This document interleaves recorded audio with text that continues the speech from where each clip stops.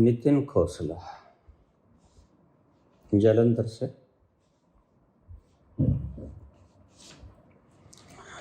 बाबा जी प्रणाम।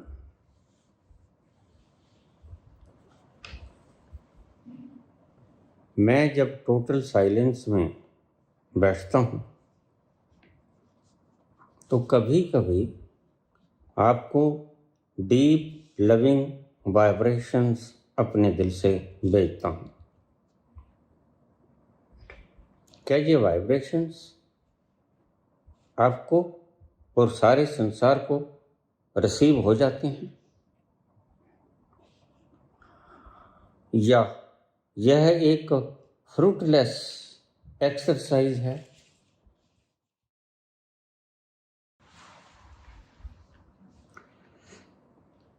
आइए इसे समझते हैं।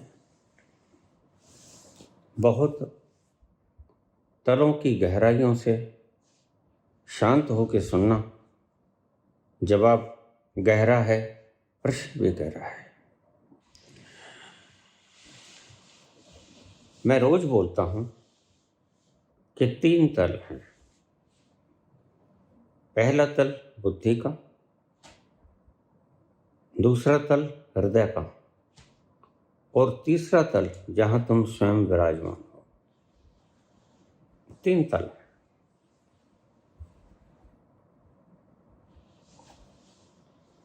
पहले तल पे बुद्धि काम करती है, दूसरे तल पे भावनाएं। बुद्धि स्थूलतम भावनाएं हैं, विचार स्थूल भावनाएं हैं, और भावनाएं सूक्ष्मतम विचार हैं। और इन दोनों में आपसी तालमेल है। तुम्हारे विचार गलत तो तुम्हारी भावनाएं गलत हो जाएंगी, तुम्हारी भावनाएं गलत तो तुम्हारे विचार भी गलत हो जाएंगे। और इन दोनों के साथ बंधे हैं हमारे सूक्ष्म शरीर और स्थूल शरीर। अब इनको बहुत गहरे से ले लेना। विचार और भावनाएं, इन दोनों के साथ जुड़े हैं हमारा स्थूल शरीर और हमारा सूक्ष्म शरीर। और ये दोनों आपस में गुथे हुए हैं। वैसे ही जैसे विचार और भावनाएं आपस में गुथी हुई हैं, वैसे ही देही यानी सूक्ष्म शरीर और देह यानी कि स्थूल शरीर, ये आपस में जुड़े हुए हैं, संबंधित है। इसलिए जब तुम्हारे मन पे तनाव आएगा, बुद्धि पे तनाव आएगा, तो हृदय में भी विकृत भावनाएं आ जाएंगी, और विचार तथा भावनाओं के दूषित होने से तुम्हारा शरीर भी विकृत हो जाएगा, देह भी और देही भी। ये चारों इंटरकनेक्टेड हैं। अब इसको पहले आप इसको समझ लेना। ये समझने जैसी बात है। मैंने कहा ये है समझने जैसी बात है, यह अनुभव जैसी बात नहीं। अनुभव तो आएगा तीसरे तल पे। ये 2 तल हम पहले इनको निपट लें। तो पूछा है नितिन खोसला ने कि जब मैं डीप साइलेंस में जाता हूं तो एक तल पे जाके आपके प्रति लविंग भावनाएं विस्तरित करता हूं, फैलाता हूं। क्या वो आप तक पहुंचती हैं? और इनका दूसरा मतलब, क्या वो सारे संसार तक पहुंचती हैं? क्योंकि मैं सीमित भी हूं और असीमित भी हूं। मेरे 2 रूप हैं, लेकिन वो सिर्फ संधि छेद के लिए। वास्तव में रूप एक है।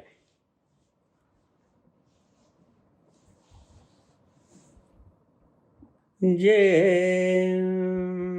मैं तेनू बाहर टूंडा जे मैं तैनू बाहर टूंडा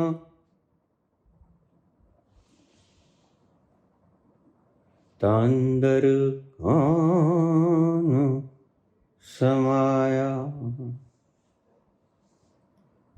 जे मैं तैनू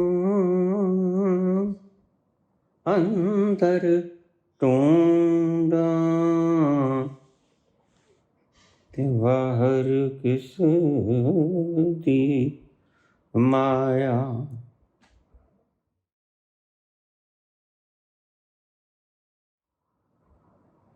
जे मैं तैनू बाहर टूंडा ता अंदर कौन समाया। जे मैं तैनू अंदर टूंडा ता बाहर किस दी माया।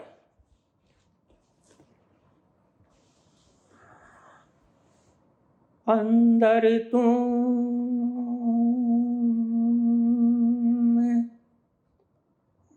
बाहर तू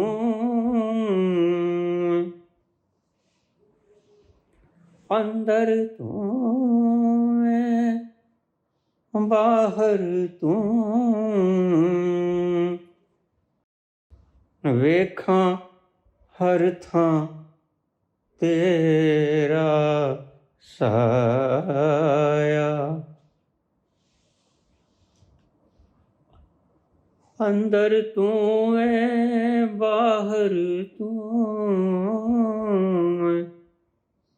वेखा हर थां तेरा साया।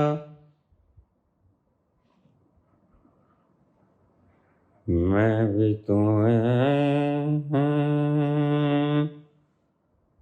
तू भी तू मैं भी तू तू भी तू रता फर्क न आया रता फर्क न आ।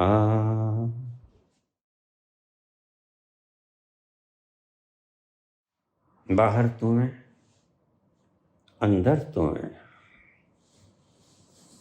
वेखा हर थां तेरा साया।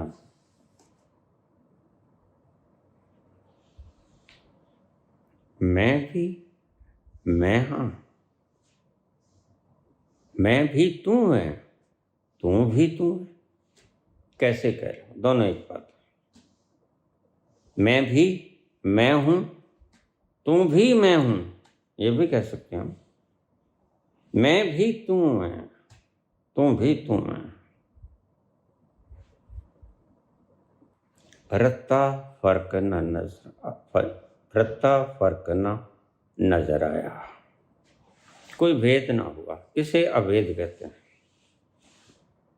सब वेद की दीवारों का ढह जाना।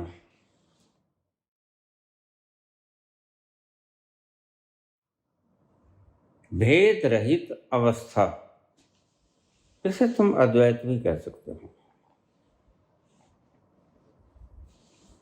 सभी संतों ने शब्दावली अलग प्रयोग की। किसी ने गायन पद्धति अपनाई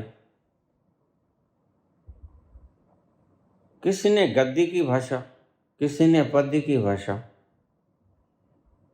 लेकिन महिमा मंडन उसी एक का जो अज्ञात है।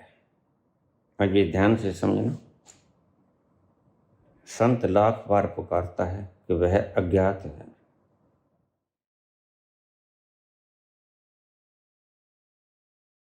तुम्हें समझ नहीं आता वह अज्ञात है तो फिर उसे ढूंढना किस लिए। तो फिर ये शब्द क्यों।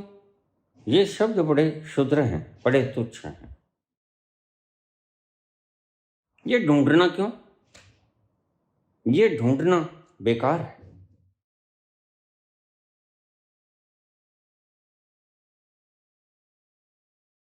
क्योंकि कहाँ ढूंढोगे? एक अर्थ में देखा जाए तो वह सब जगह है। रता भेद न आया, जरा भी भेद न मिला। एक अर्थ में देखा जाए तो सब जगह वो है। एक अर्थ में देखा जाए तो सब जगह तुम हो। एक दशा ऐसी आती है भीतर जाके जब तुम कहते हो अहम ब्रह्मस्म, मैं ही मैं हूं। और एक दूसरी स्थिति भी आती है जहां जाके तुम कहते हो तत्वमसि श्वेत, तू ही तू है। लेकिन दोनों में भेद क्या है? शब्दों का। शब्दों से इसे समझाया नहीं जा सकता, यद्यपि समझाने की चेष्टा कर रहे हैं संत, इशारे भी कर रहे हैं, इशारों से पार भी जा रहे हैं। ऐसी ऐसी सूक्ष्म पद्धतियां निर्माण हो गई हैं कि जो तुम्हें शब्दों से पार घसीट लेते हैं। उन्मुनी अवस्था, मन से पार ले जाना, भावनाओं से पार ले जाना।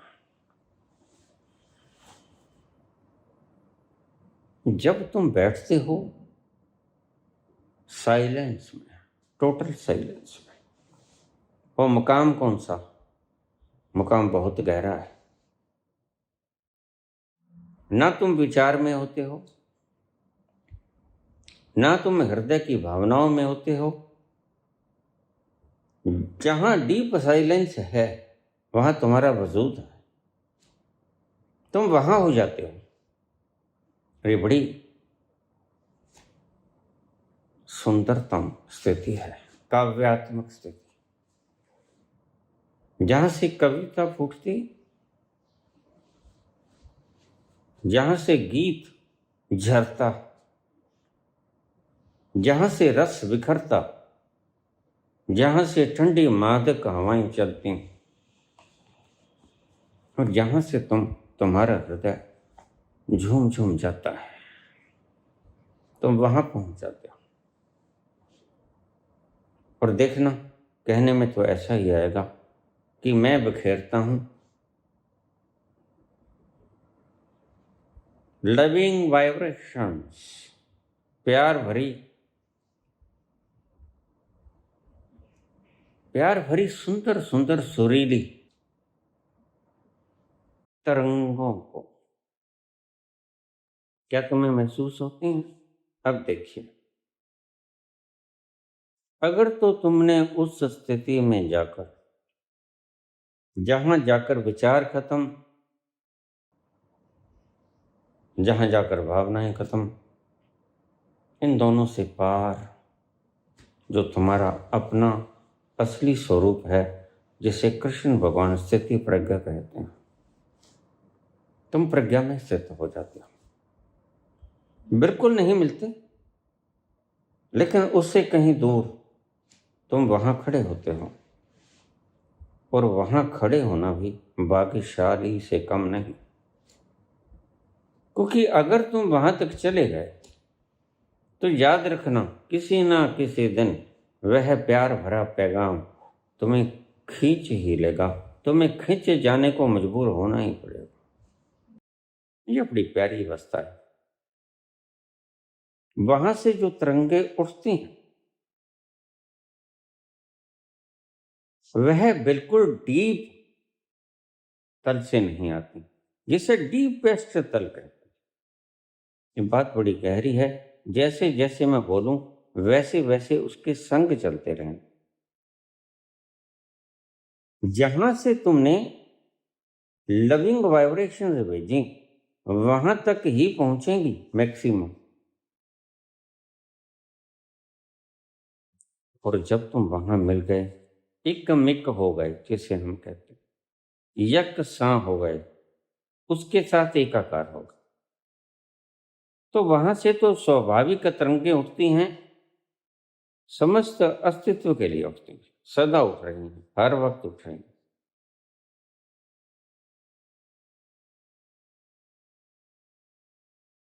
अगर वहां से उठती हुई तरंगें, बस तुम थोड़ी दूर हो, ज्यादा दूर नहीं। तुमने बुद्धि को क्रॉस किया, तुमने हृदय को क्रॉस किया, तुम उस स्थिति में पहुंचे जिस स्थिति में न विचार बचे न भावनाएं बचे। तो ये तरंगें न तो भावनाएं हैं न विचार हैं, तो फिर क्या फेंकता है, क्या ब्रॉडकास्ट होता है, क्या वाइब्रेट होता है? वह होता है तुम्हारे अपने होने का स्वरूप, वहां से निकलती हुई सूक्ष्म तरंगें, जिन्हें हम आसानी तरंगें कहते हैं। अब इसका मॉरल समझ लो। जहां से उठेंगी तरंगें, विस्तीर्ण होगी, फैलाव ले लेंगी, वहीं तक पहुंचेंगी वो तरंगें। जितनी डीपेस्ट तुमने तरंगें फैलाई, उतनी डीपेस्ट वो मेरे तक पहुंच जाएंगी। और मेरे तक पहुंचने के बाद तो फायदे होंगे इसके। एक तो तुम्हें फायदा होगा सबसे बड़ा, जिस पात्र में से ये तरंगें निकली, आपने देखा किसी पात्र में अमृत डाल दिया जाए तो कितना सुगंध, कितना मृत्युंजय वातावरण होगा वहां उस पात्र में। काल दूर दूर भागेगा जहां अमृत होगा। और अगर उस पात्र में हम सीवरेज का गंध डाल दें तो क्या होगा? वह पात्र से दुर्गंध आएगी। उस पात्र के पास से भी लोग निकलना पसंद नहीं करेंगे। पहला पात्र उस गुलशन की तरह है, उस बाग की तरह है, उस बगीचे की तरह है, जिसके दामन से उठती हैं खुशबुएं,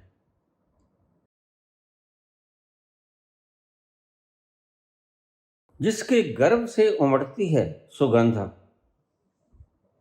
और तुम्हें बड़ी प्यारी लगती है। देखिए, नासा फूटे तो सबकी वही है।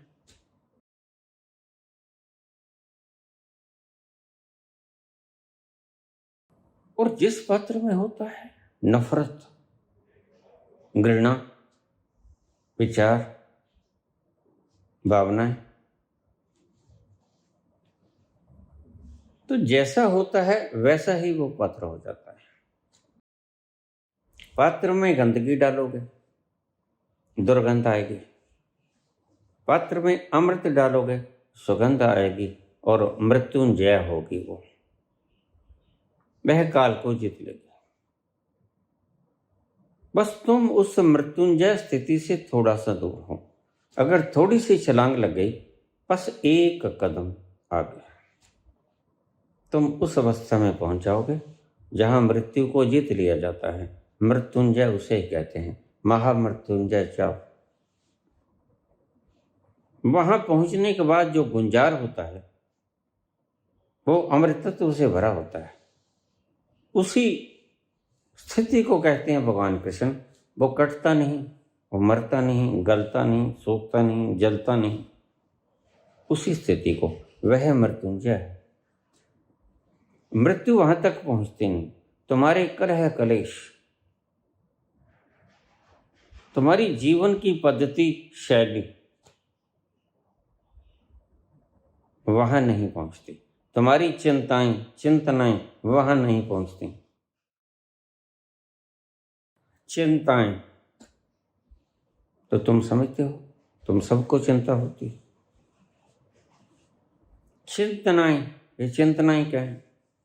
ये राम राम, राधे राधे, गोपाल, वह गुरु, सतनाम, अल्लाह, गॉड, ये चिंतनाएं हैं। तुम चिंतन करते हो, मनन करते हो। वह वहां तक नहीं पहुंचता। जब आग नहीं पहुंचती, और तुम्हारी चिंतनाएं कैसे पहुंचेंगी, तुम्हारे शब्द कैसे पहुंचेंगे? जब कोई तीर नहीं पहुंचता, शस्त्र नहीं पहुंचता, तो तुम्हारे शब्द कैसे पहुंचेंगे? इसलिए उस स्थिति को शब्दातीत कहा गया। वह शस्त्र से काटा नहीं जाता, शब्दातीत है, शब्द वहां पहुंच नहीं सकते। और तुम्हारी सारी अरदासें शब्द हैं या भावनाएं, इससे पर कुछ भी नहीं। इसलिए तुम्हारी सब अरदासें व्यर्थ सिद्ध होती, उस नाव का काम नहीं करती जो अल्टीमेट उस तक पहुंच जाए जो किनारा है। इसलिए संत कहते हैं सब नावों को छोड़ दो।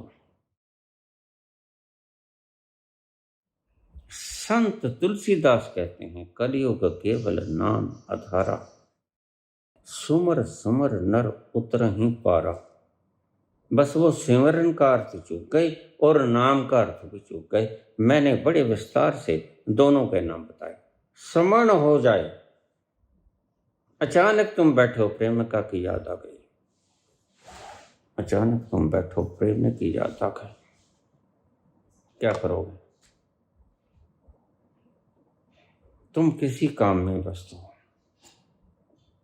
CEO हो किसी के, मैनेजिंग डायरेक्टर हो, तुम कोई नक्शा बना रहे हो, अचानक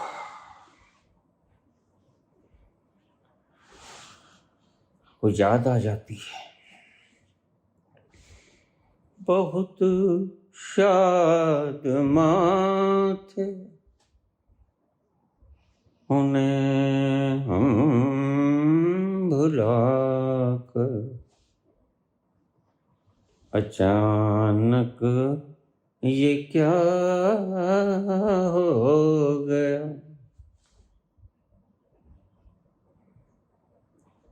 चल कर कयामत की चाला गया, वो चल कर कयामत की चाला गया। हुई शाम उनका ख्याल आ गया, वही जिंदगी का सवाल आ गया। हुई शाम, टेबल के ऊपर तुम नक्शा देख रहे हो, क्या किया जाए, कैसे मोड़ घोड़ किए जाएं। तुम मस्त हो, बहुत शादमा थे उन्हें हम बुलाकर, भूल गए उन्हें। तुम्हें सुमरन बताता हूं, स्मरण कैसे होता है। तुम तो याद को स्मरण कहते हो, तुम याद खुद करते हो, राम राम राम राम राम राम राम राम, नहीं, ये स्मरण नहीं। उस प्रेमिका की तरह याद आए। तुम CEO हो, तुम MD हो, तुम कुछ भी हो, तुम DM हो, तुम अचानक बैठे अपनी कुर्सी रिवॉल्विंग चेयर के ऊपर और सामने तुम्हारे नक्शा, तुम किसी प्रोजेक्ट का निर्माण कर रहे हो और तुम्हें याद भी नहीं कि अगले पल क्या हो जाएगा। तुम इन लकीरों को बांधने चले हो और अचानक से तुम्हें उसकी याद आ जाती है। प्रेमी हो, प्रेमिका हो, और तुम्हारे भीतर एक सरूर सा छा जाता है। तुम मदहोश हो जाते हो, तुम्हारी कलम छूट जाती है, तुम शांत हो जाते हो, तुम्हारा दिमाग काम करना बंद कर देता है। क्या हो? कोई प्रेम की तरंग कहीं से आई और उसने तन बदन को घेर लिया, उसने तुम्हें चारों ओर से घेर लिया और तुम्हें अपना आपा खो बैठे। मन मस्त हुआ हुआ फिर क्यों बोले, मन मस्त हुआ फिर क्यों बोले। फिर हाथ में पेंसिल छूट जाती, तुम नक्शा नहीं बना सकोगे। यह होता है सुमरण। तुम करते हो सुमरण, और सुमरण और स्वर्ण का ये पैरेलल तो हो सकते हैं, लेकिन मिलते कहीं नहीं।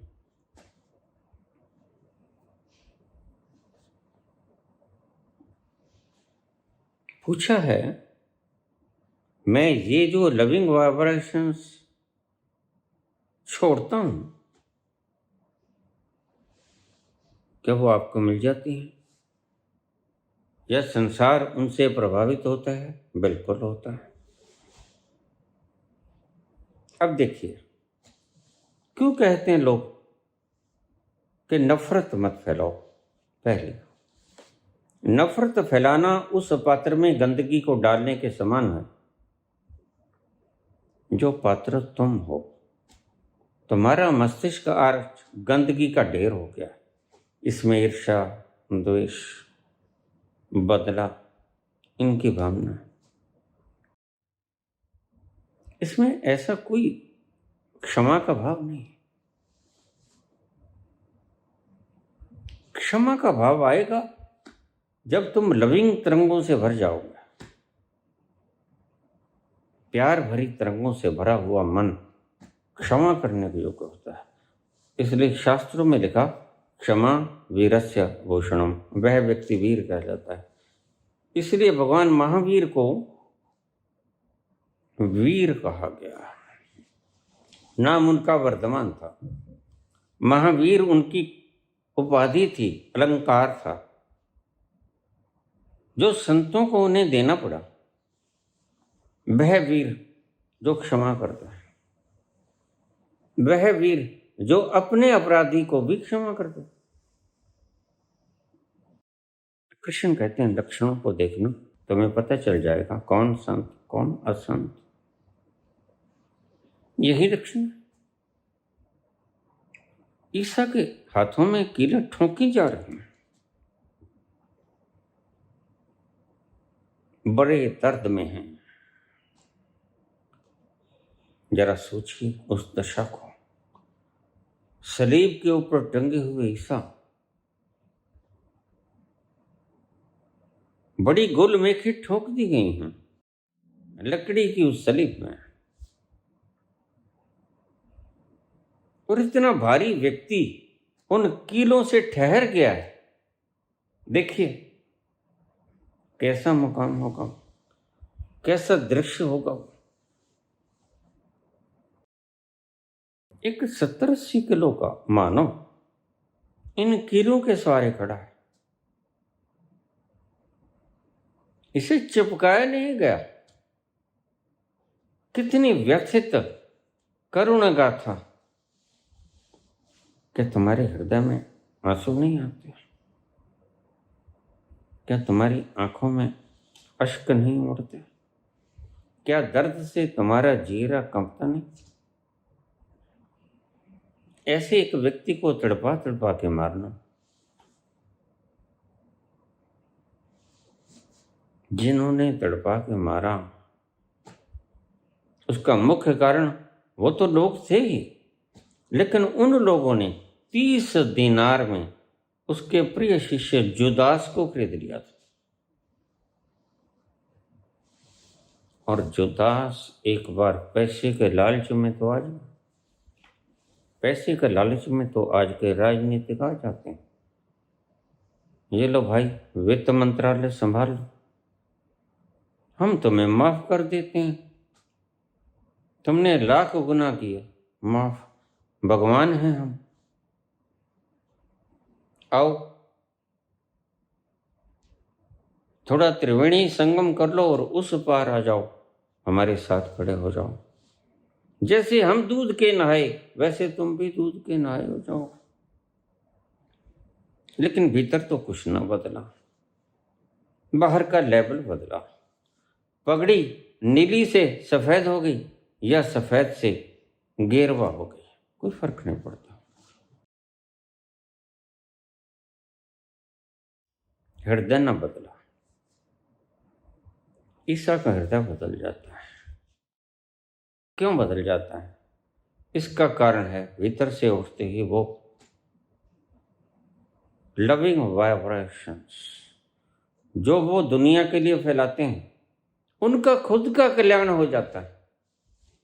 और जितनी दूर तक जाती हैं वो लविंग तरंगें, उतनी दूर तक के इलाके को इफेक्ट करती हैं। इसलिए मैं तुम्हें और बात बता दूं, संत जब शरीर छोड़ता है तो उसके भीतर का देही विस्फोटित हो जाता है और उसके भीतर भरा है अमृत। वह उस पात्र की तरह बिखर जाता है। जब भांडा फूट गया तो उसमें जो है वो बिखरेगा ना। भांडा फूट गया, घड़ा फूट गया तो उसमें जो है वो बिखरेगा और उनके भीतर क्या है? अमृत। अमृत फैलता है। इसलिए संत जब छोड़ता है अपने शरीर को, वह बर्तन जब फूटता है तो तरंगें, प्रेम की तरंगें विस्तृत होती हैं, फैलती हैं, फैलाव लेती हैं और आसपास की तरंगें इतनी मधुर हो जाती हैं, तुम्हारी आंखों से अश्क बहने लगेंगे। काहे के? अश्क दो तरीके से बहते हैं। जब दुख का इंतहा हो जाए तब भी अश्क बहते हैं, और जब सुख का इंतहा हो जाए तब भी अश्क बहते हैं। तो संत के शरीर छोड़ने से सुख का अंत होगा, तुम्हारा आनंद का अंत होगा। जो आनंद तुमने कभी चखा नहीं था, आज वो भांडा फूटेगा। इसलिए संत को शरीर छोड़ते हुए आसपास ही जो लोग होंगे वो प्रभावित हो जाएंगे और बहुत लोगों की राहें बदल जाएंगी। बहुत लोगों को भीतर इतना अमृत बरस जाएगा कि उनकी लाइफ ही बदल जाएगी। क्यों कहा गया कि संत के शरीर छोड़ने पर रोना मत?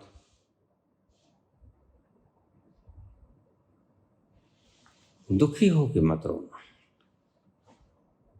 क्योंकि ये बड़ा सुखद वातावरण है। अमृत का फैलना और तुम्हारा रोना, तुम जब रोओगे तुम कंसीव नहीं कर सकोगे उस अमृत को। इसलिए स्टिल बने रहना उस स्थिति में यद्यपि मुश्किल होगा। कोई दुख से रोएगा, चिपकाहट है। कोई आनंद से रोएगा, अहोभाव से रोएगा, लेकिन आंसू बरबस निकल आएंगे आंखों से। लेकिन उस स्थिति में संत के करीब होना बड़ा यूजफुल है, तो तुम्हारी जिंदगी को आमूल चूल अंतरंग तक, भीतरी तलों तक परिवर्तित कर जाएगी। और वह जो तरंग की एक बूंद, जिसे मैं आनंद कहता हूं कि एक बूंद पी लो सिर्फ, वह बहुत मात्रा में तुम पी लोगे, तुम्हारा रोमा रोमा उसको पी जाएगा और तुम तत्क्षण बदलने शुरू हो जाओगे। क्या हुआ गौतम के साथ? बहुत दूर तक जाती हैं ये तरंग। गौतम से बड़ा प्यार था वर्धमान महावीर। उन्हें पता था ये चिपटा हुआ है, किनारे पे खड़ा है, और जब मैं शरीर छोड़ूंगा तो यह अमृत कलश फटेगा और दूर दूर तक उसकी तरंगें फैलेंगी। अगर इसके सामने शरीर छोड़ दिया तो यह रोएगा, शरीर नहीं छोड़ने देगा।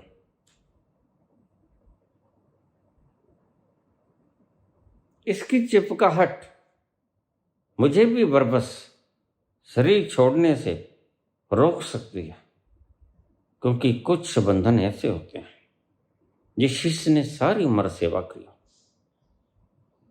वह रोक सकता है। उन्होंने दूर भेज दिया। दूर भेजने का कारण ही ये था, वह कोई करुणाहीन व्यक्ति नहीं थे। वो जानते थे अगर ये पास होगा तो मुझे भी शरीर छोड़ने में थोड़ी सी तकलीफ होगी। यह चिपट जाएगा, यह ऐसा रोएगा, बुरी तरह से रोएगा, और इससे अच्छा इसको भेज दें। और उन्होंने कहा आज भिक्षा तू लेके आएगा, आज कोई दूसरा सन्यासी नहीं जाएगा। चला गया, अहोभाव समझा कि आज मेरी ड्यूटी लग गई। सब पात्र उठा के चला, सब गांवों से भिक्षा मांगना था।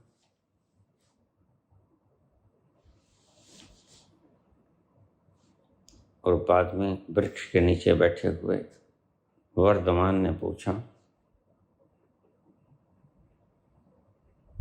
पुत्र कौन सा नक्षत्र चल रहा है?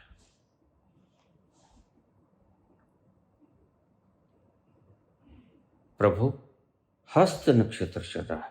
हस्त नक्षत्र में शरीर को त्याग करना, उससे इतनी तरंगे प्रवाहित नहीं होती, ये समझना। ये वैज्ञानिक कारण। हस्त नक्षत्र में अगर कोई शरीर छोड़ेगा, अमृत को फोड़ेगा कलश को, तो उस कलश से झरता हुआ अमृत थोड़ी दूर तक जाएगा, बस वहीं तक जाएगा, ऐसा समझो। हस्त नक्षत्र में ऐसा अवगुण समझ लो। संतों के लिए अवगुण, संसार के लिए गुण। उसने कहा नहीं, हस्त नक्षत्र में नहीं छोड़ना है, इससे अगला नक्षत्र आने दो। अब थोड़ी सी एक बात और बताते हैं। एक नक्षत्र करीब एक दिन का होता है। काफी वक्त बीत गया था नक्षत्र को, हस्त को, और एक घड़ी बाकी थी, 24 मिनट। तो उसके बाद चित्रा नक्षत्र आ जाता। हस्त, चित्रा, स्वाति, विशाखा, अनुराधा, ज्येष्ठा, ऐसे चलते हैं नक्षत्र। करीब एक दिन के होते हैं।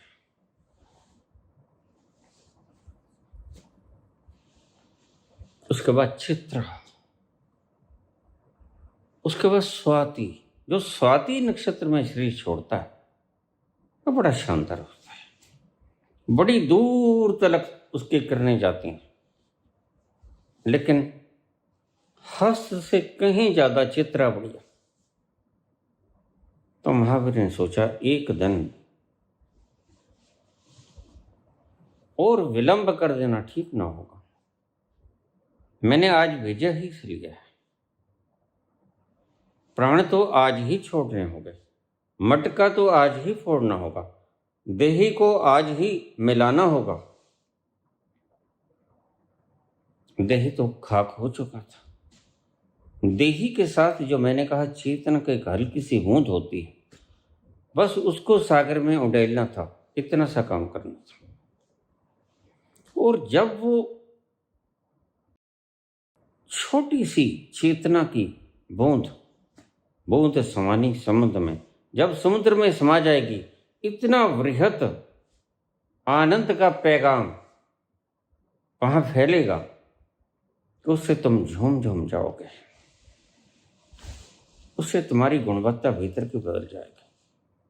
संत जब छोड़ता है शरीर को, उससे 3 दिन पहले व्यवस्था शुरू हो जाती है प्राकृतिक। संत हुक्म देता है कि शरीर को मिटाने की व्यवस्था कर दो। प्रकृति गुलाम होती है उसकी।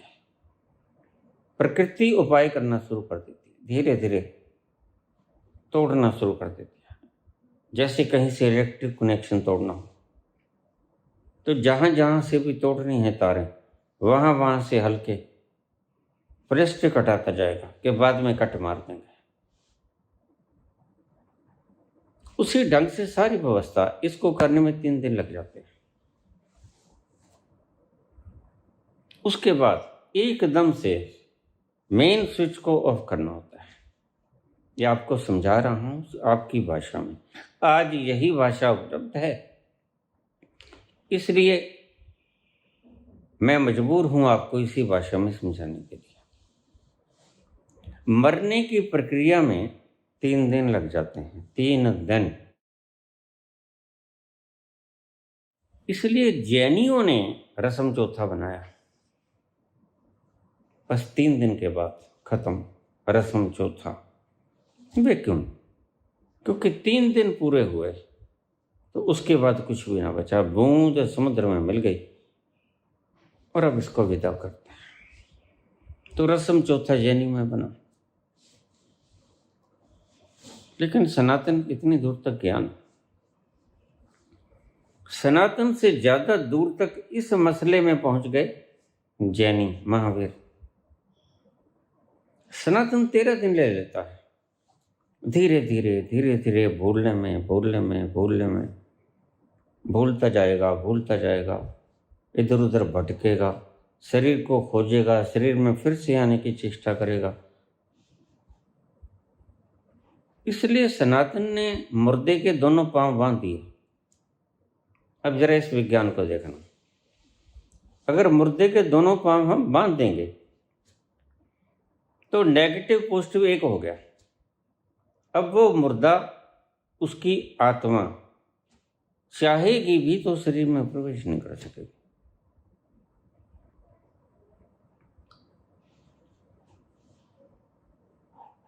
अब ये मैंने जो कहा कि अगर आत्मा शरीर से बाहर ट्रैवलिंग पे गई है और वापस नहीं लौटी तो फिर दोनों अंगूठों को छू दे, अपोजिट एनर्जी, नेगेटिव पॉजिटिव। आदमी क्या तो औरत छू दे, इन दोनों को, इनसे ऐसे, इससे ऐसे छू दे। लेकिन हम तो बांध देते हैं कि यह आत्मा इसमें प्रवेश ही ना कर पाए, और नेगेटिव पॉजिटिव पहले से मिल गए। अब चाहने पर भी मुर्दा तो चाहेगा, क्योंकि अभी उसने पाया कुछ नहीं, अभी उसके लिए संसार सब कुछ है, अभी उसका जहान लुट गया।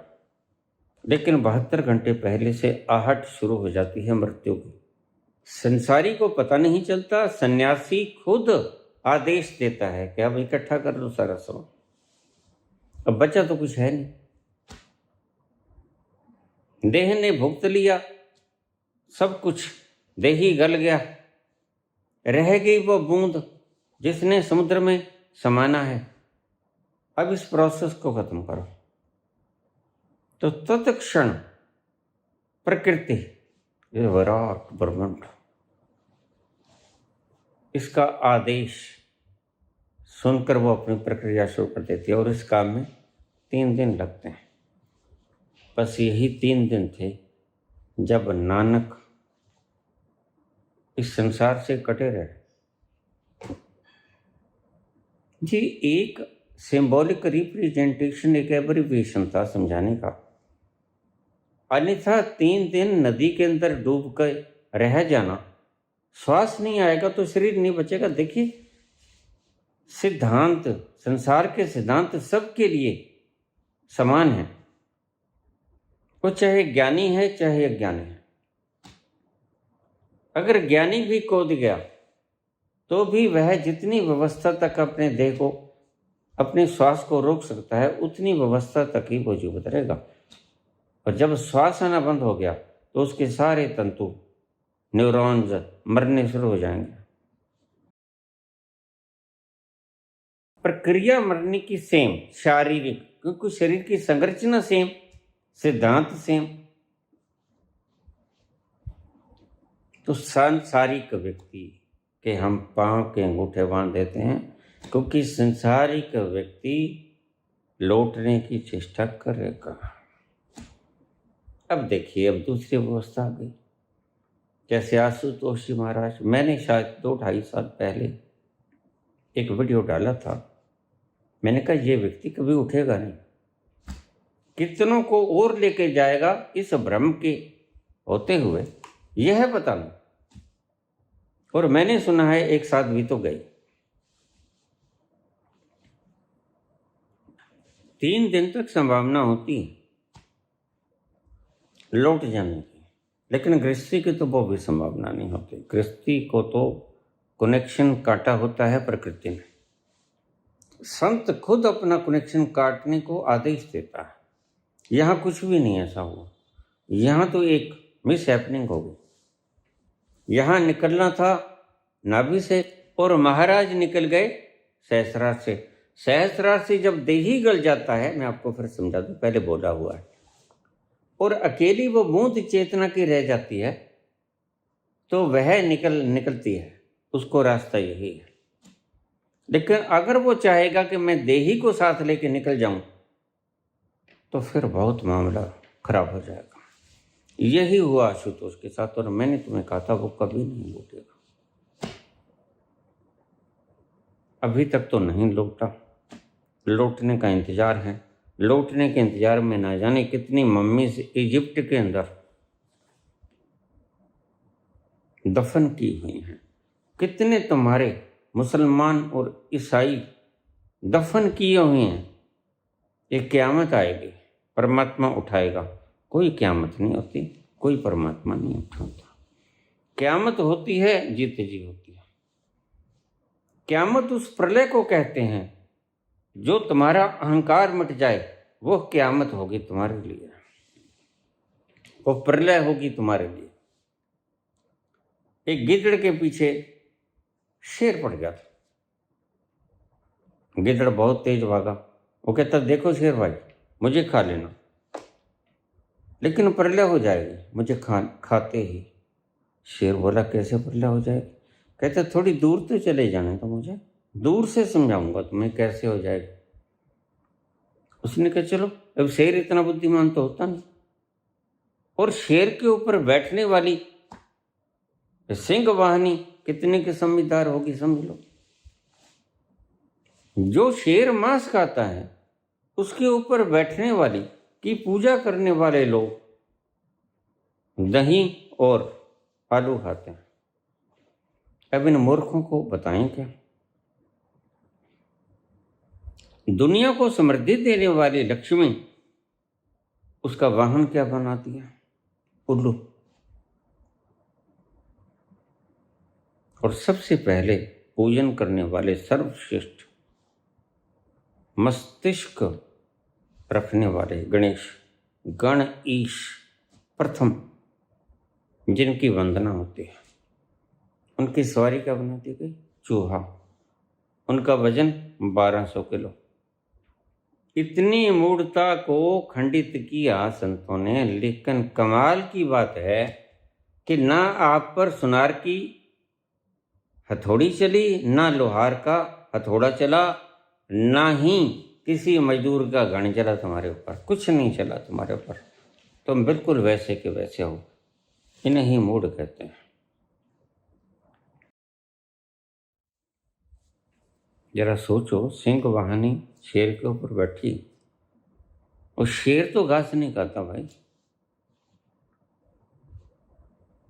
तो सिंह वाहिनी को जो ऊपर बैठी दुर्गा मां, इसको तो परोसना पड़ेगा मांस। फिर इसका क्या तर्क है तुम्हारे पास? है जवाब? नहीं। These were only the symbolic representation and abbreviations. यह प्रतीकात्मक चिन्ह थे। जैसे हमने परमात्मा की एक छवि बना ली, मूर्ति बना ली, वह उस मूर्ति में नहीं आ गया, वह साकार नहीं हो गया, वह तो पर ब्रह्म निराकार है। उसका तो कोई आकार नहीं, ना वो खाता है, ना उसको खाने की आवश्यकता है। तुम तो लड्डू गोपाल को खिला देते हो। मैंने कहा भाई, ये जो खाता है ये निकलता कहाँ से? इसका वो दूसरा पॉइंट कहाँ है? तो भक्त नाराज हो जाते हैं। मैंने कहा देखो ना, तुम्हारे दिमाग में नहीं बात आती। इसको अमरूद खिला दिया तुमने, चलो इसने खा भी लिया, तो ये निकलेगा कहाँ से? क्योंकि उसका आखिरी सुर तो है नहीं एनम, फिर कहाँ से जाएगा? तो इनको समझ नहीं आता, ये बमत्तर जाते हैं। जैसे ये बागेश्वर धाम वाले सिर मारते हैं, इनको समझ नहीं आता कि अब जवाब क्या दें। मैंने कहा तुम ऐसा करो, तुम्हारे पास हनुमान जी आते हैं। मैंने हनुमान जी से पूछा, हंसे, तो बाबा तुम सोच सकते हो। फिर मैंने कहा इनके घुटना, कहते घुटना तो लग चुका है।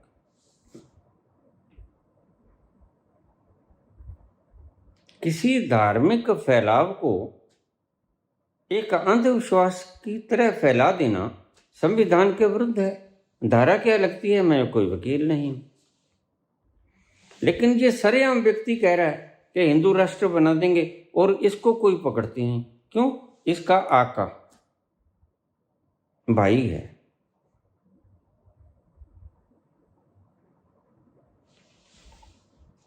यहां कोई सुग्रीव नहीं है जो उपद्रवी भाई को दंड दे सके, बाली को। ये तो बोलेंगे, अपनी मूर्खता फैलाएंगे, हम लाख बोलते जाएं। इनकी अंधविश्वास और अंधश्रद्धा तोड़नी हम जानते हैं असंभव। चित्रा नक्षत्र आ गया, पता था कि चित्रा से आगे, बिल्कुल आगे स्वाति है। जगह स्वाति सबसे बढ़िया नक्षत्र है प्राण त्याग के लिए। रहीम का एक दोहा भी है,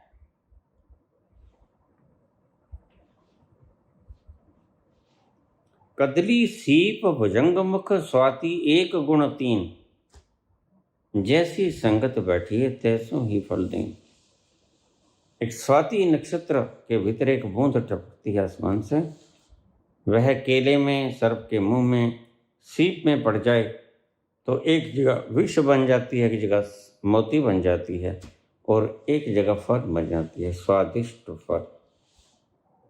जैसी संकट बैठिए तैसो ही फल देन। स्वाति नक्षत्र सबसे शुभ है प्राण छोड़ने के लिए। जानते थे, लेकिन बात तो गौतम की थी। एक व्यक्ति बिल्कुल कगार पे है, छोटी सी आहट गुजर जाए उसके पास, बस इतनी सी आहट गुजर जाए, एक झोंका हवा का सरसरा जाए और वह प्रबुद्ध हो जाएगा।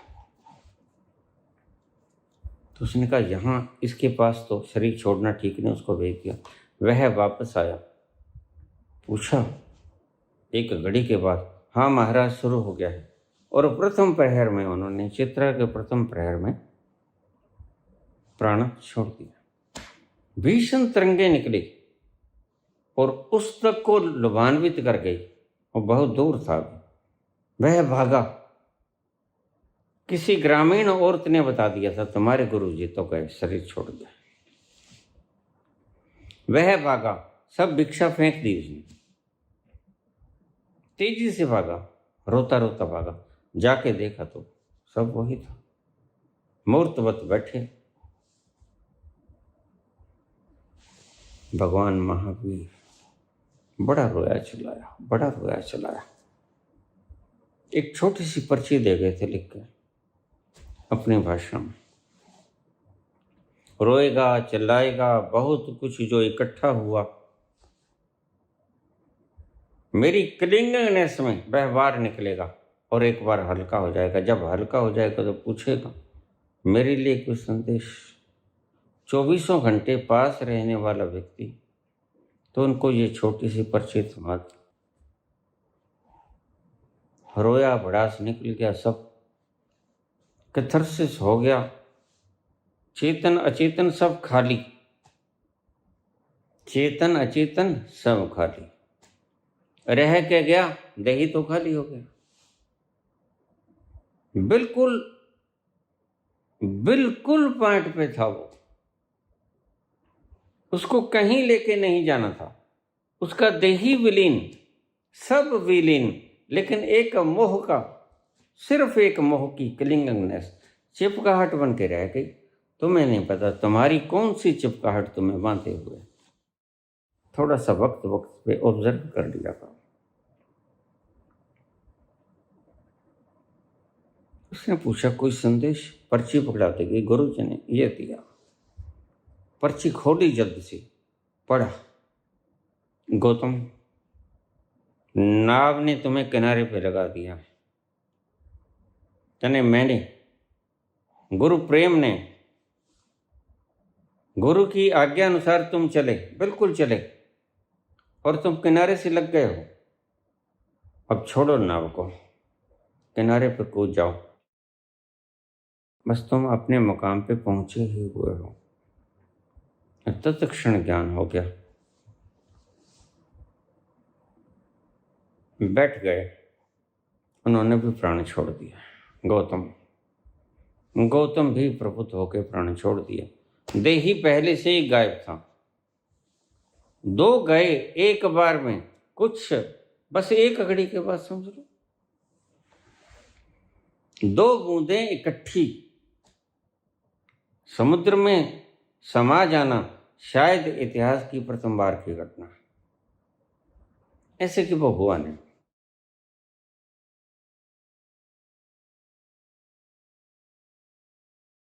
तीन दिन पूछा है ये बाबा, 3 दिन तक कैसे रहे पानी के भीतर? और पानी के भीतर रहने का महत्व क्या है? कोई महत्व नहीं, पानी में रहे ही नहीं। पानी के किनारे बैठे उनके पांव शीतल जल का आनंद ले रहे थे, और उनके भीतर क्या हो रहा था ये कोई देख नहीं रहा था। पास में मर्दाना भी सुगंध से भरपूर था, क्योंकि जब टूटती हैं सब तारें तो पास वाला व्यक्ति तो सबसे ज्यादा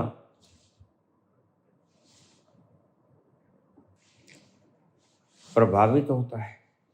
और यह एनलाइटनमेंट की घटना थी, यह शरीर विसर्जन की घटना थी। ध्यान रखना, शरीर विसर्जन की घटना नहीं, अभी वो तो बाद में करतारपुर में आई थी। अभी तो वो प्रबुद्ध हुए थे, और प्रबुद्धता के भीतर बहुत कुछ कटता फटता है। तो वो उसको घेर रहा था, हल्की हल्की मदहोशी उसके ऊपर भी छाने लगी। उसको भी समझ नहीं आया कि मुझे क्या करना चाहिए। कुछ देर की बेहोशी के बाद उसे समझ आया कि गांव वालों को खबर देनी चाहिए आधी रातों की। नानक तो बाहर नहीं आया। 3 दिनों तक इंतजार किया गया। 3 दिनों के बाद वो बाहर आए, प्रबुद्ध होकर बाहर आए। 72 घंटे साईं बाबा के जीवन में भी ऐसा उल्लेख मिलता है। शरीर छोड़ के चले गए, 72 घंटे तक इसका इंतजार करना। अगर मैं ना लौटूं तो मुझे दफन कर देना,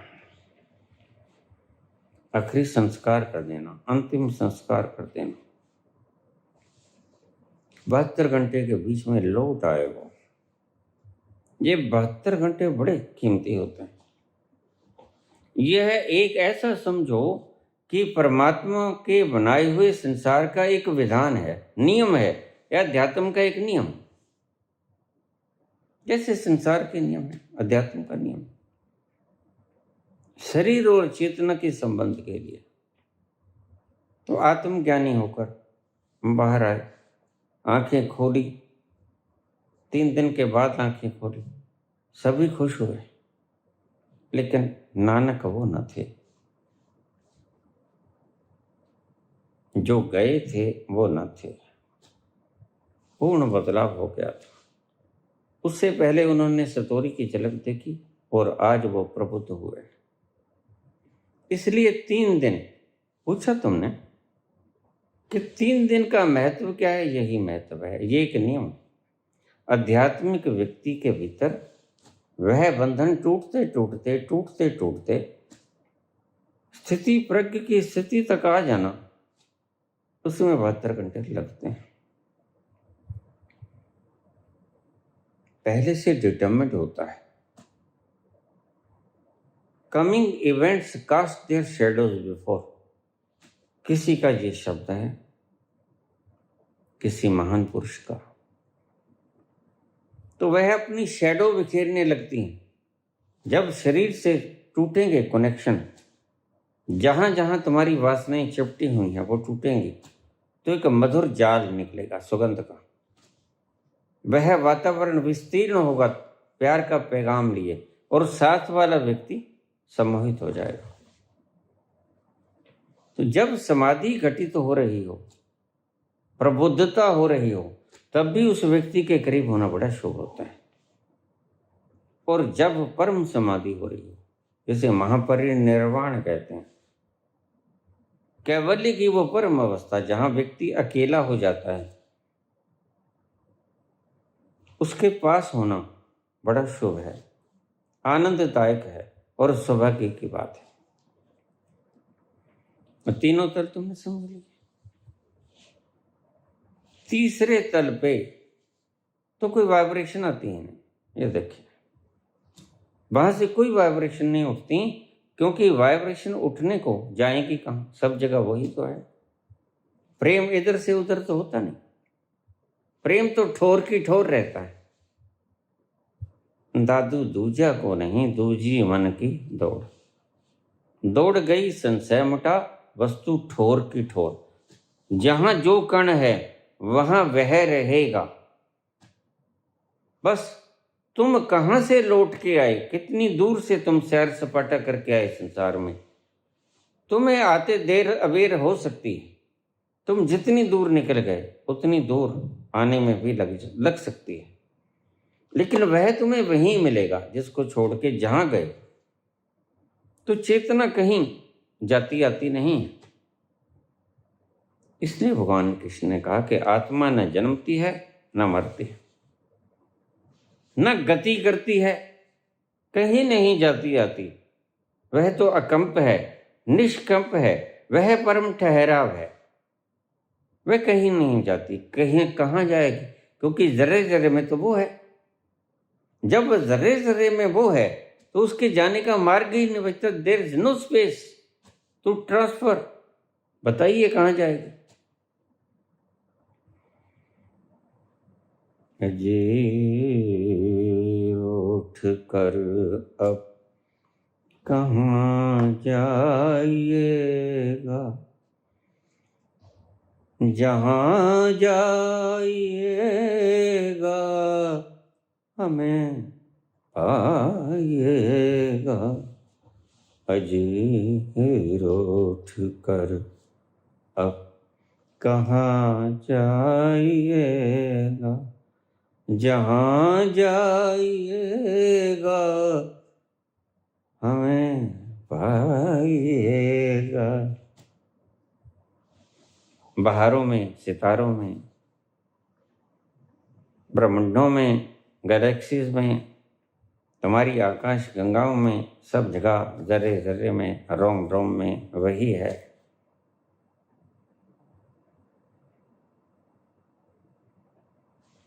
अंदर भी तुम है, बाहर भी तुम है। रत्ता फर्क ना नजर आया, कोई फर्क नहीं। जो देखने वाला चाहिए, आंखें देखने वाले हैं तो तुम्हें रंग पहचान में आएंगे, और आंखें बंद करके अंधा तो रंग नहीं पहचान सकता।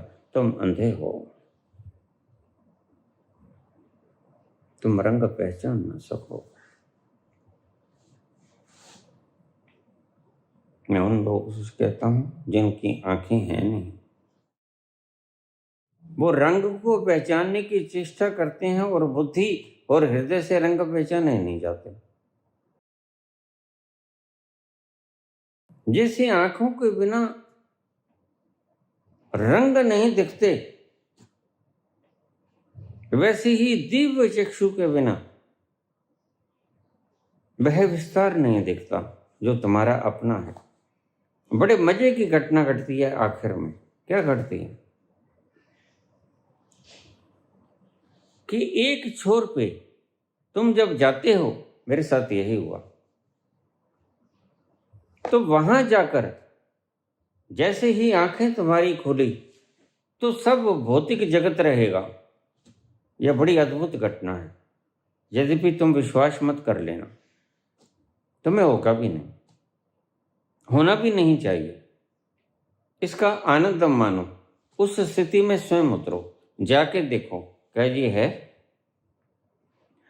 सिर्फ दिमाग से और हृदय के भाव से रंगों को पहचानने की कला न सीखो, यह बेकार है।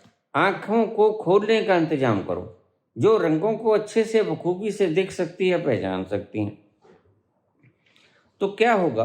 सबसे पहले ये भौतिक जगत का फैलाव, यह ठोसत्व, सॉलिडिटी, यह आपको भरती हुई नजर आएगी, वाष्पीभूत होते, हल्के हल्के कण टूटेंगे और ठोस से ये बदलेगी जैसे बर्फ में से वाष्प निकलता है, ऐसा कुछ तुम्हें ज्ञात होगा।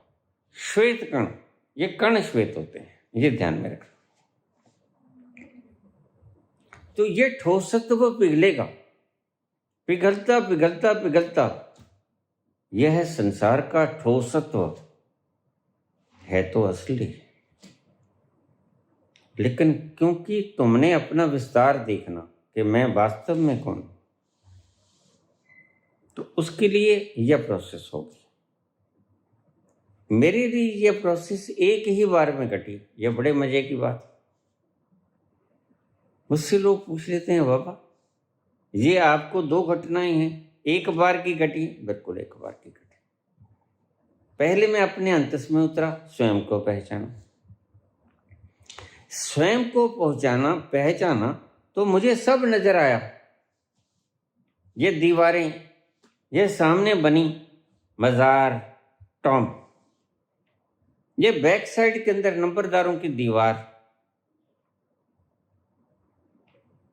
यह दाएं हाथ को गौशाला मंदिर और दाएं हाथ के इधर से गौशाला जहां पर गायें, बिल्कुल बैक साइड में। इधर उगी हुई फसल ज्वार और छोटे छोटे या बड़े बड़े दरख्त, सामने बौना वृक्ष बिल्कुल साफ था। मैं चला जा रहा, आदेश जैसे भीतर से किसी ने घेर लिया। मुझे पता ना था यह होगा, पता भी नहीं होता आदमी को। हल्का हल्का सुरूर सा तो रहा 2-3 दिन से, लेकिन ये नहीं पता था कि ये होगा, क्योंकि पहले कभी हुआ हो तो पता चले। तुम्हें पहले कभी इस अज्ञात का दर्शन हुआ तो तुम्हें इस बात की समझ आए, अन्यथा समझ आएगी कैसे? अब मैं लाख कह लूं, संत लाख कह लें कि उसका हाथों में बागडोर सौंप दो, लेकिन तुम्हारे मन की तो वृत्ति ऐसी कि अज्ञात के हाथों में बागडोर हमने नहीं देना है। It's risky, very risky. बात भी ठीक है, मन तो यही कहेगा, दिमाग तो यही कहेगा, कोई भी दिमाग यही नहीं कहेगा कि छोड़ दो। It is not riskless, it is risky. लेकिन घटित तो हुआ, न मैंने छोड़ा न मैंने सोचा, एकदम से विचार ठहर गए, जैसे फिर वो नचाता है। भाव उठा, पांव रख लो, रख लिया, दूसरा पांव रख लो, रख लिया। शरद पूर्णिमा की वो रात, फुल मून था, बड़ा प्यारा। भाव हुआ, ऊपर देखो, उंगली उठाओ, उंगली उठाई, चंद्रमा के साथ लगी, ठंडा बना इतनी दूर, 3,84,000 किलोमीटर दूर है चंद्रमा, और मैं कितनी दूर? मैं तो बहुत दूर हूं, इतना ही दूर हूं। और 5 फुट 6 इंच का कद, कैसे छू पाऊंगा उसको? लेकिन उस दिन यह करामात भी हो गई। वह ठोस मून मेरे पास आ गया। कैसे आया, मैं इसका जवाब नहीं दे सकता। मैं समझता हूं कि मेरा विस्तार होना शुरू हो गया था। विस्तरित अवस्था में मेरे शरीर की उंगली ने चंद्रमा को छुआ। ठंडा था, बहुत ठंडा था। लेकिन पूर्ण व्याख्या इसे मत समझ लेना, जिसे मैं नहीं वर्णन कर सकता, उसको सिर्फ आपको अंदाजन बता सकता हूं। तो पहले खोई सॉलिडिटी, पहले ये सारा ठोस। अब तुम्हें ये किताबों में तो मिलेगा नहीं, क्योंकि किताबों में कितनों के साथ घटा है तुम जान ही सकते हो। इस शंकराचार्य की मूर्खता देखकर समझ आ जाता है कि जब तुम्हें पता लग गया कि तुम विस्तरित हो अखंड ब्रह्मांड में, और तुम ही ब्रह्मांड हो, यथा पिंड है तथा ब्रह्मांड है। इसका अर्थ क्या है? संतों ने बोला तो बहुत शब्दों में, लेकिन हम समझ नहीं पाए। तो वे काहे कामना करेगा कि मैं पोथी लेकर और मुंडन मिस्र के साथ या भारती के साथ विवाद करूं? परमात्मा कैसा है, क्या ये व्याख्यान में आता है, क्या ये शब्दों में आता है? फिर मैं इसे मूर्ख कहूं या समझदार कहूं? लोग मुझे कह देते हैं आप देखो इतने बड़े ओहदे के ऊपर। मैंने कहा ओहदा होगा तुम्हारे हिसाब से, मेरे हिसाब से कोई होता नहीं। मैं बिल्कुल सत्य बोल रहा हूं। मेरे अनुभव से यह मूर्ख है। मूर्ख यानी अज्ञानी। इसने वो तल नहीं छुआ जहां जाकर व्यक्ति अति विस्तीर्ण हो जाता है। और अति विस्तीर्ण कहाँ? जहां जाके व्यक्ति उद्घोष करता है अहम ब्रह्मस्म। जब तुम ब्रह्म हो गए हो, या के कागजी थोथे पुलाव हैं तुम्हारे, तुमने कहा अहम ब्रह्मस्म। ब्रह्म कहाँ हुए? तुम तो अभी अपनी ज्ञान का फैलाव करने में जुटे हो, झंडा उठाए हो कि पकड़े कोई उसको, मेरे साथ शास्त्रार्थ करे। शास्त्रों में मिल जाएगा तुम्हें जीवन, इन निर्जीव शास्त्रों में तुम्हें जीवन मिल जाएगा। क्या शास्त्र बोलेंगे तुम्हारी बात का जवाब? कि शास्त्रों में बोलने की क्षमता है, वो तो पढ़ने पड़ेंगे तुम्हें, और फिर अर्थ अपने दिमाग से निकालोगे, और तुम्हारा दिमाग वो ही अर्थ निकालेगा जो तुम जानते हो पहले से ही। अज्ञात के लिए कोई पता नहीं तुम्हें क्या है तो वही बता पाएगा जिसने वो प्रेम के तल छुए। तो सबसे पहले मिट गई सॉलिडिटी। ये हट गया सारा ठोस संसार। धीरे धीरे धीरे धीरे, देखिए 8:30 के करीब का वक्त होगा, घड़ी नहीं थी मेरे पास। इस घटना के साक्षी होते हैं भगवान शिव की मौजूदगी में। ये घटना घटी। ऐसी घटना को देखने के लिए शिव को भी कैलाश से आना पड़ता है। ओशो भी संदेश चला गया, क्योंकि संदेश तो समस्त ब्रह्मांड में जाएगा, अस्तित्व में जाएगा। मैंने ओशो से पूछा जब जगाने आए, मैंने कहा संबोधि के क्षण में जब मैं विस्तृत होकर फैल गया तो क्या तुम थे? कहते नहीं, मैं नहीं था। मुझे पता चल गया था कि कोई आज ब्रह्म हो गया है, लेकिन मैं I was in the jail. मेरे हथकड़ियाँ लगी हुई थी। मुझे नहीं पता वो कब होगा। ओशो के शिष्य अच्छी तरह से जानते हैं, वो वक्त का मिलान कर सकेंगे। 28 अक्टूबर रात्रि को करीब 8:30 बजे मैंने शंकर जी से पूछा वक्त क्या था। मुझे पता है करीब 8:30 का था, लेकिन शंकर जी कहते हैं उस वक्त में कौन सा वेला होता है वक्त का। वक्त तो ठहर जाता है, वक्त तो रुक जाता है। बस मस्ती ही मस्ती होती है सब तरफ, इतनी मस्ती कि खो जाता है व्यक्ति, जिसको मानसरोवर मिल गया वह फिर वक्त का हिसाब कहाँ रखेगा। देह भान तक भूल जाता है, वक्त रुक जाता है। इसलिए टाइमलेसनेस, ईगोलेसनेस, ये दो बताई रिकॉग्निशन बुद्धत्व की। नहीं, वक्त का नहीं पता क्या था। करीब 8:30 का था। ये मुझे ज्ञात सोर्सों से पता चला, फैला, और 2 बजे के करीब था जब उस व्यक्ति किसान ने, जो कि हल जोतने के लिए आया था, उसने मुझे पीठ के ऊपर थपथपाया। मैं स्टेचू मूर्तिवत खड़ा था। कितने घंटे पिया उसे? इतने घंटे में धीरे धीरे धीरे धीरे, बिल्कुल कछुए की गति भी शायद इससे तेज हो, और बिल्कुल आखिरी पड़ाव पर पहुंचने के बाद सब खो गया, सब खो गया, कुछ ना बचा। एक बचा, वो आनंद और आनंद और आनंद और आनंद, और उसको जानने वाला कोई नहीं। परम आनंद में डुबकी लिए, परम शीतलता के भीतर गोते खाए हुए वह खुद ही खुद को देख रहा है। इसलिए उस अवस्था में जाके जनक स्वयं को प्रणाम करते। जनक कहते हैं मैं स्वयं को प्रणाम करता हूं। ये क्या तुक हुई? शूद्र विराट को प्रणाम करता है, बस ये मतलब है इसका।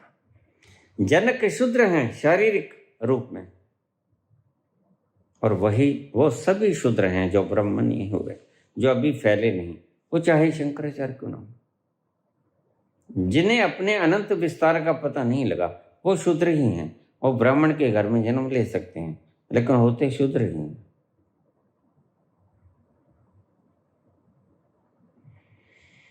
फैला ऐसा फैला कि अब किससे मैं विवाद करूं? मैं सदा ही कहता रहा, मेरे पास पोथी लेके लोग आ जाते, बाबा विवाद करें, शास्त्रार्थ करें, मैं उनके चरण चूम लेता। देखिए यही तो है ना आपकी इच्छा, मुझको जीतना चाहते हो, मैं हार गया। अब वो चुप हो जाते हैं, जलपान कर लो, बैठो विश्राम कर लो और घर चले जाओ। ये पुथिया को क्यों बगल में दबाए फिर रहे हो? मैं तुमसे जीतना ही नहीं चाहता, आई एम ऑलरेडी विनर। मुझे तुमसे जीतने की आवश्यकता है। मैं क्यों उसके बारे में शास्त्र करूं जिसके बारे में शास्त्र तो हो नहीं सकता? इतना पता नहीं था, इतना पता नहीं था जिसे तुम शंकराचार्य कहते हो कि मैं विस्तरित हूं, अहम ब्रह्मस्म के थोथा ये शब्दों का फैलाव था, ये एक लिफाफा था। लिफाफा लगता है मुझे बोले में कोई संकोच नहीं। इसको ये नहीं पता कि सारी शक्ति मेरी, आई एम ओमनीपोटेंट, सर्वशक्तिमान और सर्वव्यापक, मैं सब जगह मौजूद। वह अपनी ख्याति को सर्वव्यापक करने में परिश्रम क्यों करेगा? झंडा उठाए कि मेरी प्रज्ञा को सार्वभौमिक मान्यता मिले। मैं तो उसे बुद्धू कहूंगा, तुम चाहे कुछ भी कहते रहो। सर्वज्ञ, सब जान लिया, क्योंकि सब जगह वही और वो साक्षी है। जो भी जहां भी खोजा गया और जो भी जहां भी खोजा जाएगा वो उसको सब पता है, इसलिए सर्वज्ञ हो गया, सर्वव्यापक हो गया, सर्वशक्तिमान हो गया। वो कोई शक्ति जुटाने की चेष्टा न करेगा, वह नहीं कहेगा भीड़ इकट्ठी कर लो, क्योंकि जो जान गया सारी शक्ति मेरी, सारी शक्ति मैं, और शक्ति जिसे पता चल गया कि सारी शक्ति मैं, वो ही बोल सकेगा इतनी कन्फर्मेशन भाषा, अहम त्वाम सर्व पापेभ्यो मोक्षयिष्यामि मा शुचः सर्वधर्मान् प्रत्यक्ष मामेकं शरणं व्रज। माम एकम, मैं एक हूं और मैं एक ब्रह्म हूं। मेरा विस्तार ब्रह्म है, एको अहम, बस मैं ही हूं। तो मेरी शरण में आ जा। सब गठ लिया, जहां तक उसने ले जाना था ले गया। अपना विस्तार पता चल गया कि जहां भौतिकता की ये सीमाएं लांघ जाता है व्यक्ति, वहां तुम्हारा असली विस्तार तुम्हारे सामने आ जाता है, अखंड। वह कोई खंड खंड नहीं। कितना है कोई कौन मापेगा? मापने वाला रहा नहीं मां। कौन जानेगा कितने माइल्स मैंने यात्रा की, कितनी देर लगी, ये भी नहीं पता, कुछ पता नहीं। बस शब्द खो गया, वक्त खो गया, होना खो गया। टाइमलेसनेस, स्वयं का होना, जो मैं मानता था मैं कौन, धूल धूसरित हो गया। मैं वो व्यापक सर्वव्यापक हो गया जिसकी ना तो कोई मेजरमेंट है ना कोई व्याख्या है। किसके लिए बहस करते हो तुम? एक टांग वहां से पकड़ ली, एक टांग वहां से पकड़ ली, ये देखो उस शास्त्र में लिखा, वो कहता है ये देखो इस शास्त्र। सब मूर्खों की भाषा है। मूर्खों को मुर्गे से लड़ा रहे हो और मूर्खों की भाषा को फैला रहे हो, और तुम चेष्टा करते हो कि हम परम आनंद में हो जाएं। ये कैसे होगा भाई? It is impossible. जी तुम्हारे शब्दों का जवाब प्रश्न का, ये 3 तल मैंने बताई, तीसरे तल पे जाके तो वह सर्वस्व हो जाता है। लेकिन तुम्हारा फायदा होगा अगर तुम्हारे पात्र के भीतर से आनंद की किरणें झरेंगी, मानवता के प्रति या संसार के प्रति या ब्रह्म के प्रति, किसी व्यक्ति के प्रति या सर्व के प्रति, तो तुम्हारा पात्र अवश्य ही अमृतमय हो जाएगा। वह अद्भुत सुगंधि से झूमेगा, तुम्हारा कल्याण हो जाएगा। और जिसका पात्र गंदगी से, ईर्ष्या से, द्वेष से, बदले की भावना से गंदा हो गया है, उसमें तो बदबू आएगी, दुर्गंध आएगी। इसलिए अगर तुम उस अवस्था में टोटल साइलेंस में उतरते हो और मुझे आप विस्तरित करते हो भावनाओं को, लविंगली भावनाओं को, इमोशंस को, तो इसका पहला फायदा तुम्हें होता है। दूसरा फायदा मुझे भी होता है, क्योंकि मेरे भी अचेतन में वो तरंगे आके फीड हो जाएंगे। अगर मैं किसी का बुरा करूंगा, वह तरंगे मुझ के भीतर आके जुड़ जाएंगी। ऐसा मत समझना कि मैं माफ कर दिया जाऊंगा, नहीं, यहाँ थोड़ा समझ लेना। मैं किसी के बारे में भी गलत बोलता हूँ, उसका हृदय दुखता है, वह मुझे जो भी कुछ कहता है वह मेरे अचेतन में फीड होता है, बिल्कुल वैसा ही, और वैसा ही फलीभूत होता है, वैसे ही प्रोसेसिंग होती है जैसे बीज को अंकुरित और पेड़ बनने और फल देने तक होती है। सारा कुछ मेरे भीतर भी वही होता है। लेकिन फर्क क्या पड़ता है? कृष्ण को कोई फर्क नहीं पड़ा, मुझे कोई फर्क नहीं पड़ेगा, क्योंकि मैं ना भोगने वाला न करने वाला। मैंने सत्य बोला, किसी ने मुझे बद्दुआ दे दी, दे दो, वह फलीभूत होगा, बिल्कुल होगा, लेकिन वह मेरी आंखों के सामने गुजर जाएगा जब फल बन के आएगा। मैं उसे दुखित स्थिति में नहीं आऊंगा। आग होगी सफीर पे, मैं हूंगा सेंटर में, आनंद में झूमता हुआ। हम तो अपनी मस्ती में, आग लगे मस्ती में, सफीर पे सब आग लगेगी। इसलिए बेधड़क बोलता हूं, क्योंकि मैं जानता हूं जिसके दिल दुखेंगे दुखेंगे, सत्य को सुन के दुखेंगे दुखेंगे, लेकिन शायद कोई करोड़ों में एक बदलाव हो जाए, और वो बदलाव ही मेरा पुरस्कार है। वह आशीष देगा। तुम्हारे भीतर से आशीष उठती है, कोई कारण, वो भी तो भीड़ होती है, और बहुत से लोगों के भीतर आशीष उठती है। बाबा मुझे कहते हैं, मैंने कहा मेरा तो वक्त हो गया। अब कहते ये जो आशीष आ रही है, लोगों के हृदयों को शांति पड़ रही है, ये तुम्हारी उम्र को बढ़ा रहा है। कब तक बढ़ेगा? जब तक लोग आशीष देंगे। तुमने इतना कंटेंट छोड़ा, जब तक लोग पढ़ेंगे आशीष आएगा, तो यह तुम्हारे भीतर संग्रहित हो जाएगा। जब तक के तुम इसको शरीर को छोड़ नहीं देते और वो बूंद समुद्र में समा नहीं जाती। मेरे ख्याल में मैंने सब कुछ बता दिया, साइंटिफिक ढंग से भी बता दिया, 3 दिन का रहस्य भी बता दिया। पानी में डूबे नहीं थे वो, पानी के किनारे पर, उस पानी में उनके पांव थे, ठंडक फैला रहे थे। पांव से ठंडक चलती है, हृदय शांत होता है। इसलिए हमने किनारे बनाए नदियों के, वहां बैठ जाना। मैं हरिद्वार में ऐसे ही करता था, जब जाता नदिया में पांव रख लेता। लोग ले जाते हैं आमों को लटका देते, मैं पांव को लटका लेता। वो बर्फ के पानी में ठंडे, और मैं आनंद से ग्रसित हो जाता। और ठंडा पानी तुम्हारे हृदय को शांत कर देता है, तुम्हारे मस्तिष्क को शांत कर देता है, और तुम में थोड़ा सा बदलाव होता है। ये टकरा के आती हुई हवाएं तुम्हें भी बदल जाती हैं थोड़ा सा।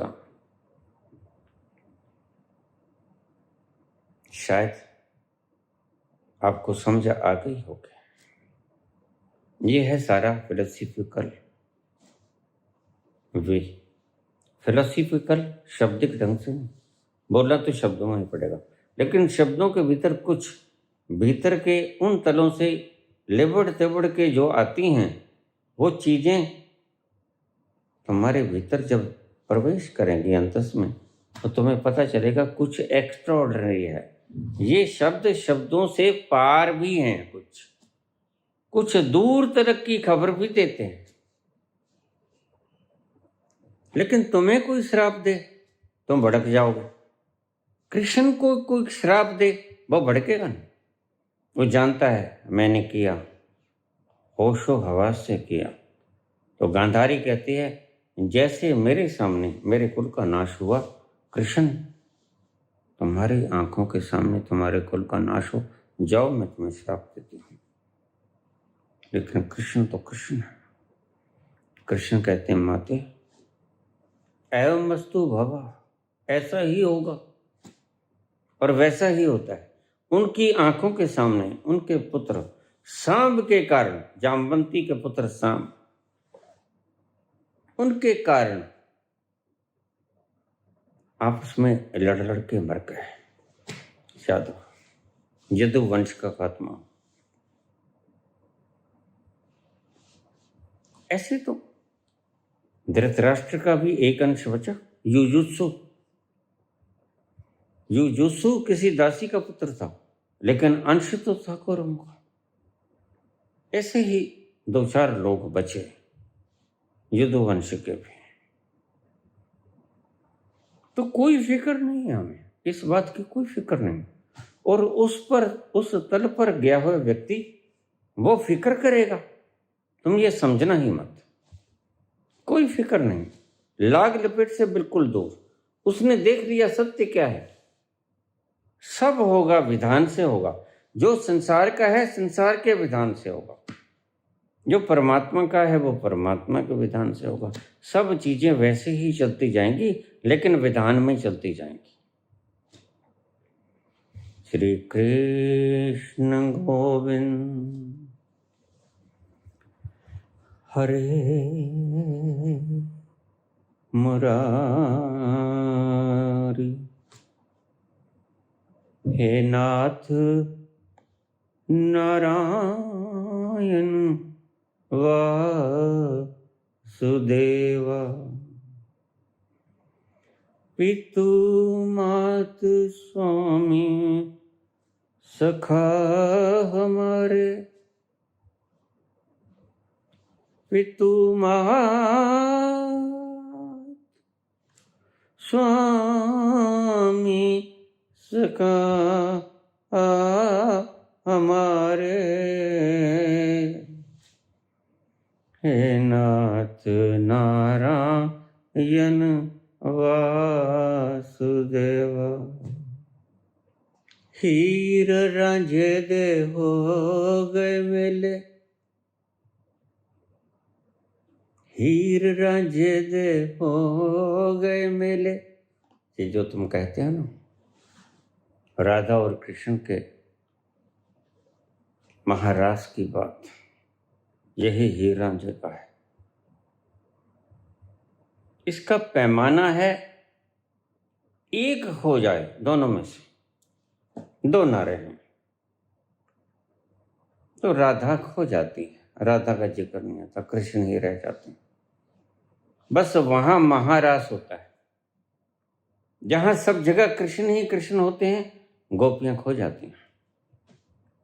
वही निधिवन का महारास है। हीर रांझे दे हो गए मेले, पुली हीर टुंडेंदी वेले, रांझा यार बुकल विच खेले, रांझा यार बुकल विच खेले, मैनू सुध रही ना सार, इश्क दी नमी बहार, इश्क दी नमी बहार, इश्क दी नमियों नमी दोनों में से एक खो जाए, राधा खो जाए कृष्ण बचे, हीर खो जाए रांझा बचे, तीदो नी मैनू आखो रांझा, तीदो नी मैनू आखो रांझा, हीर ना के खोए, रांझण रांझण करती मैं ता आपे रांझण होए। एक खोया, ये स्त्री ही क्यों खोती है? राधा खो जाती है, कहीं जिक्र नहीं आता, हीर खो जाती है, रांझा रह जाता है, राधा खो जाती है, कृष्ण रह जाते हैं। यह स्त्री ही क्यों खोती है, ये इसका किसी अगले प्रवचन में आपको जोड़ दूंगा, बड़ी लंबी वीडियो पहले से ही हो चुकी है। श्री कृष्ण गोविंद हरे मुरारी, हे नाथ नारायण वास, पितुमात स्वामी सखा हमारे, हे नाथ नारायण वासुदेव। श्री कृष्ण गोविंद हरे मुरारी, हे नाथ नारायण वासुदेव। श्री कृष्ण गोविंद हरे मुरारी, हे नाथ नारायण वासुदेव। पितुमात स्वामी सखा हमारे, पितुमात स्वामी सखा हमारे, हे नाथ नारायण वासुदेव, हे नाथ नारायण वासुदेव।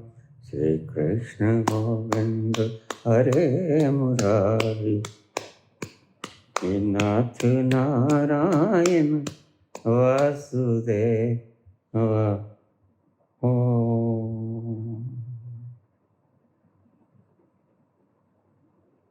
विराट आपको कोटि कोटि नमस्कार।